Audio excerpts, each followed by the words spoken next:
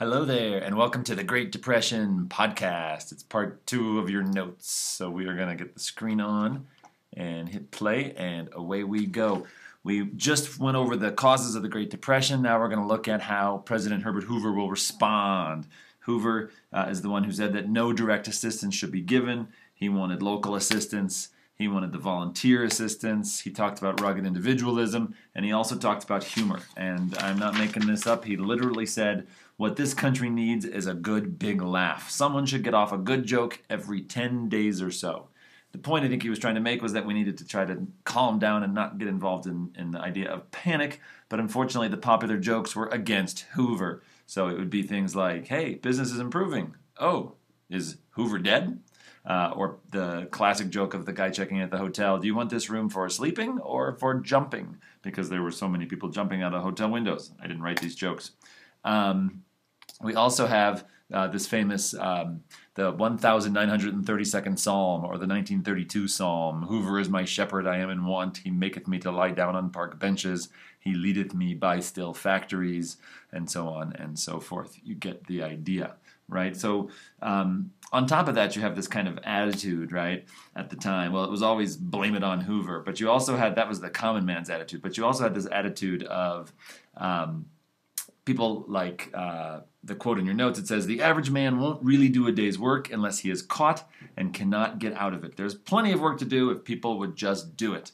That's Henry Ford a few weeks before he laid off almost 100,000 workers. So there's a little disconnect going on here. Too little, too late, right? You see in your notes the RFC. We'll go back to the Reconstruction Finance Corporation. This was the big thing that Hoover attempted to do. It essentially involved about $2 billion worth of loans to banks, failing mortgage companies, to railroads, to big business. It was government assistance to the big businesses and banks, not to the individuals. And it maybe helped a little bit, but it was too little too late, and it didn't alleviate the suffering of the so many individuals who were losing their jobs, their farms, and so on and so forth. In the short run, the result is destitution and poverty. We have all kinds of new expressions like the Hoover flags. That's your empty pockets. That shows that you've got nothing, right? And then we have the Hoovervilles. And we have this famous song from Little Orphan, we'd like to thank you, Herbert Hoover. People living in their shanty homes and these ghettos spreading all across American cities. Who knew I could steal? I want to end that.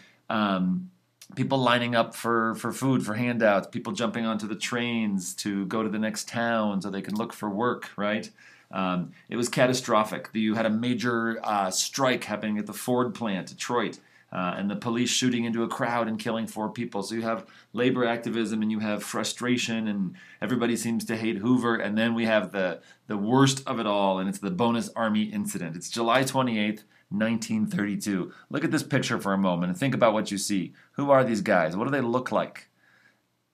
If you said soldiers, veterans, then you got it. There's only one guy in uniform, but notice the order, and they're parading and they're marching and they're carrying their flags. These are World War I veterans who were promised the so-called bonus. It was $1,000 or $2,000, and they weren't going to get it until like the late 30s or into the 40s, and here they are without jobs, losing their homes, and so they said, we want our bonus now. So 20,000 of them march on Washington, D.C.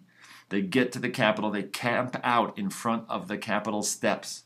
The House of Representatives says, yes, we'll give you your bonus. They pass it, right? But it's defeated in the Senate. And so they decide, and then they're told they have to leave the Capitol. So they go just outside to a place called Anacostia Flats, otherwise known as the Bonus Expeditionary Force. They've come for their bonus. They set up a temporary camp, and they're not going to leave. They don't want to go home. Hoover's response is a little bit over the top. It's shocking, you could say. He sends in the U.S. Army to evict and remove the protesters. And a lot of the famous figures from World War II are the ones involved. It was MacArthur and Eisenhower and Patton. They come in. It was 4 cavalry companies, infantry, a machine gun squadron, 6 tanks. This was a peaceful protest of veterans, right? And they come in, and it gets crazy. This is a pretty powerful picture. It shows you the moment of one of the attacks. as they're trying to evict them. Notice these veterans, they clearly didn't come here to fight because they don't have weapons. What are they using for weapons? What do you see there? You see one guy on the left with a pipe, a guy in the middle using the American flag as a weapon. These guys are driven to desperation. Well, they end up burning the camps down. Two adults, one child are killed. The thing is catastrophic, and it makes Hoover the most loudly booed man in America, if not in the world. Right? People are lining up for food, lining up for This land is your help. land, and this land is my land. This famous song, "This Land is Your Land," Woody Guthrie. The New York the first verses, but Island. the later verses are all about people lining up for assistance. And is this the America that we know? We don't recognize it anymore. This land was made for you and me. Look how long some of these lines were. So that brings us to 1932. Enter Fdr. He brings in this new enthusiasm. He brings in this new spirit. He talks about this idea of a New Deal and the forgotten man, and we're going to help the people. And he is the guy who uses the radio.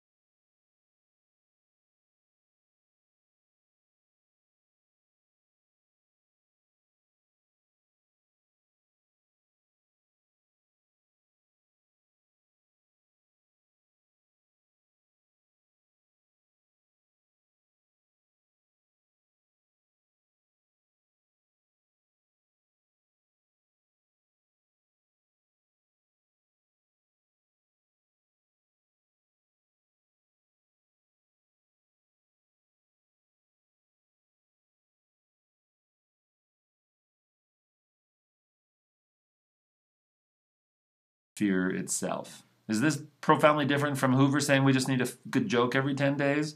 I'll let you think about that. Maybe it is, maybe it isn't. He comes in promising the New Deal, right? Everything is going to change.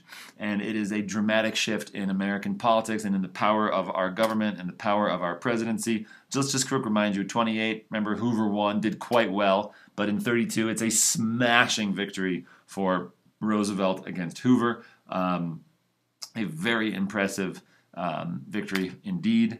He's going to run for re-election, of course, in 36, and look at that electoral vote. He's going to totally crush the opposition, and then, as we know, he runs again later, and we'll talk about that later.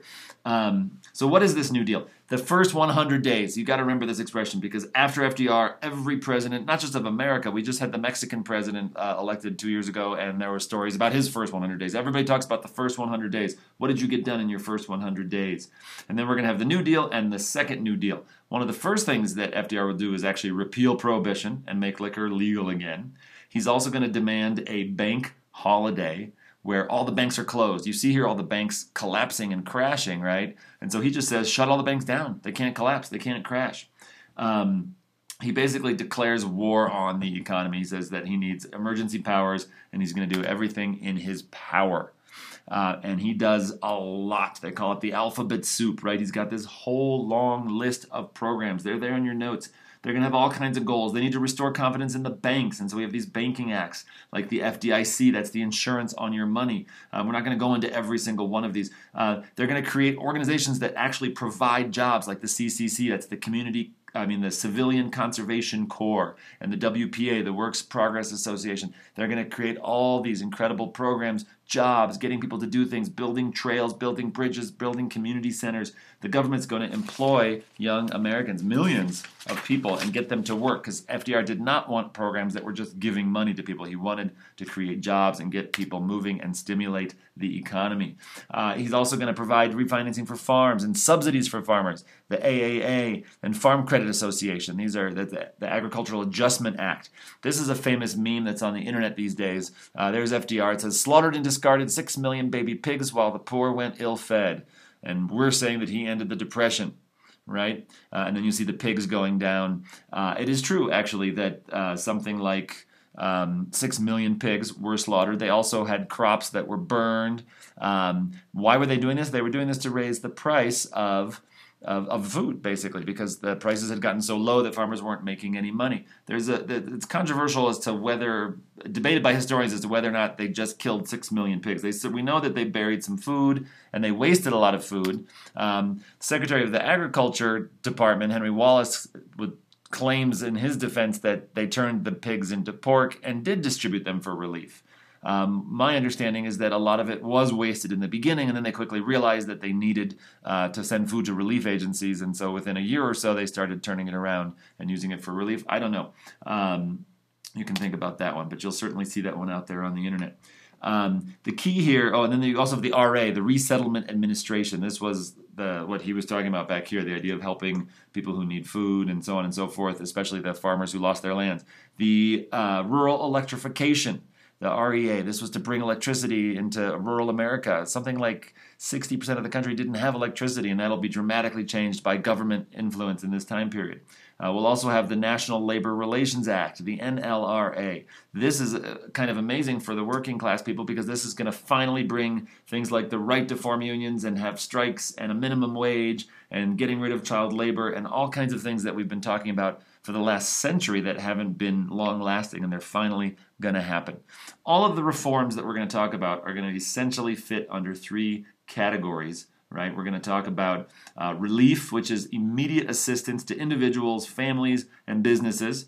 Recovery, which is how do we make sure that the economy recovers, not just short-term assistance, but how do we get back to a strong, healthy American economy? And finally, reform. How do we address the abuses that led us here? So like having insurance on the banks, that's reform, right? But by providing jobs, that's relief and recovery. So some of these programs go into multiple categories.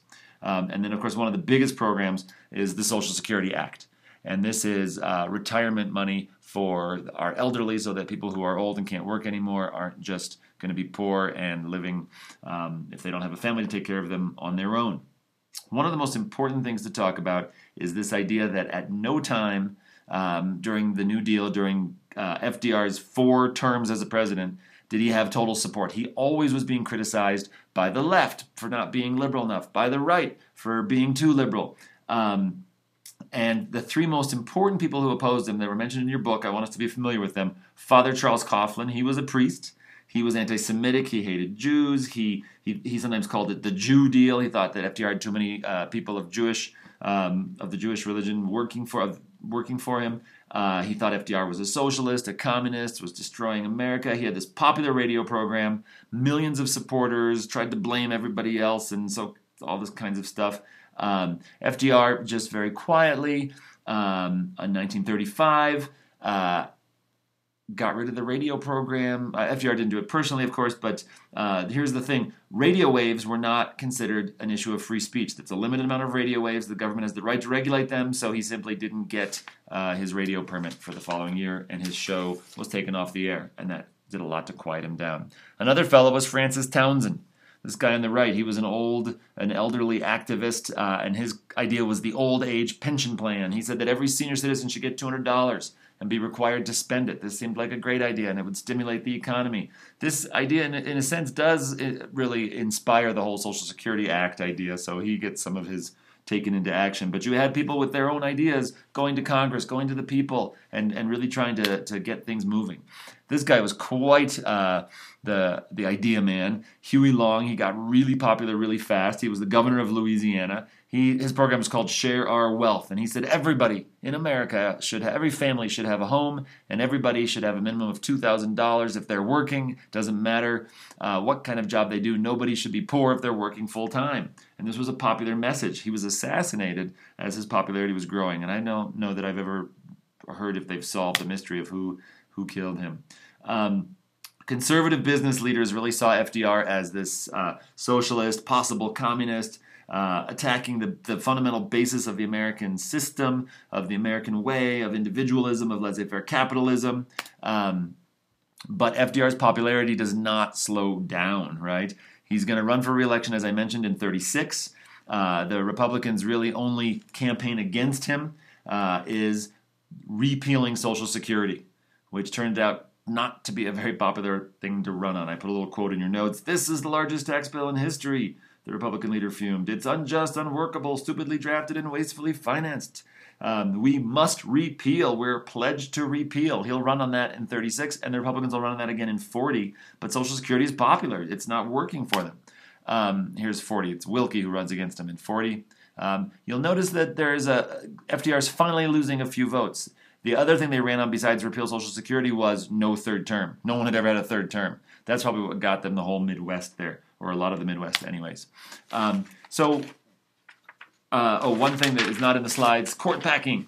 FDR was frustrated because the Supreme Court had found 2 or 3 of his programs to be unconstitutional, like the Agricultural Act was repealed because it was unconstitutional in this famous case called the sick chicken case, right? So a few of his other programs were shot down. FDR was frustrated, so he came up with this idea where he thought he would add more judges to the Supreme Court. He wanted it to go from 9 to 15. He would have appointed 6 judges, right? 6 new judges, and then his programs wouldn't be unconstitutional. Well, they created a new AAA anyways for agriculture, but this was FDR going too far, probably the worst mistake of his presidency, and the American people were pretty angry with him for this one. This was not going to stand. It seemed like too much power for the president. So it doesn't happen. Of course, we still have 9 judges. Ironically, FDR in his 4 terms gets to appoint 7 judges, more than he had spoken of doing in this one maneuver. So he does have a huge influence on the courts.